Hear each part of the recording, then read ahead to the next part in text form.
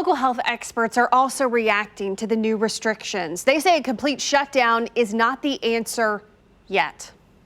Even if you get takeout from a restaurant, if you go back home to 8, 10, 15 people in your household who are not normally there for a get-together, that's where the spread is. It's not because you got takeout from a restaurant. But at some point, there are no other options. There are only so many hospital beds for COVID patients. In fact, one hospital in Kansas has already hit its breaking point. Stormont Vale in Topeka says that they cannot take any more transfers. They're currently at 91% capacity, and they need to keep beds open for other emergencies. Here's a look at the situation right now in the metro from this graph right here, the pie chart. The Mid-America Regional Council has been keeping track of ICU beds, and tonight about 85% of them are full. More than a quarter of them by COVID patients, and that's the part right here in red. That represents, the green part represents the open ICU beds, and this portion, as the days have gone on, has gotten smaller and smaller. But beds are not the only thing scarce in Kansas City. KCTV5's Nathan Vickers is live for us tonight to explain. Nathan.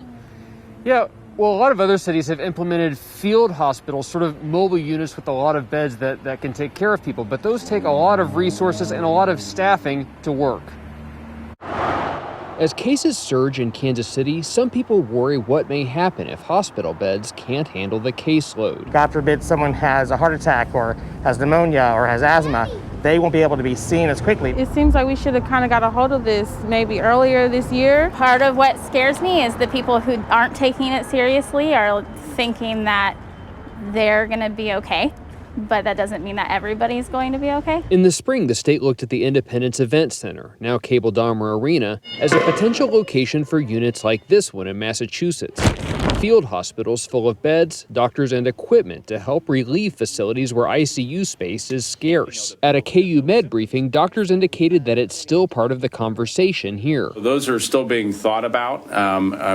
Obviously, we want to maximize what we can do in our own hospital and also the surrounding metro hospitals. So those are ongoing discussions. But that's not the only issue in Kansas City. Extra beds would mean little without staffing to go with them. The problem is that the level of community spread is impacting the hospital employees so that they can't staff the beds. And those field hospitals can get pretty expensive, too. Up in Wisconsin, the state built a $15 million facility to house about 530 beds at the state fairgrounds. Reporting live in Kansas City, Nathan Vickers, KCTV 5 News. All right, Nathan, thank you.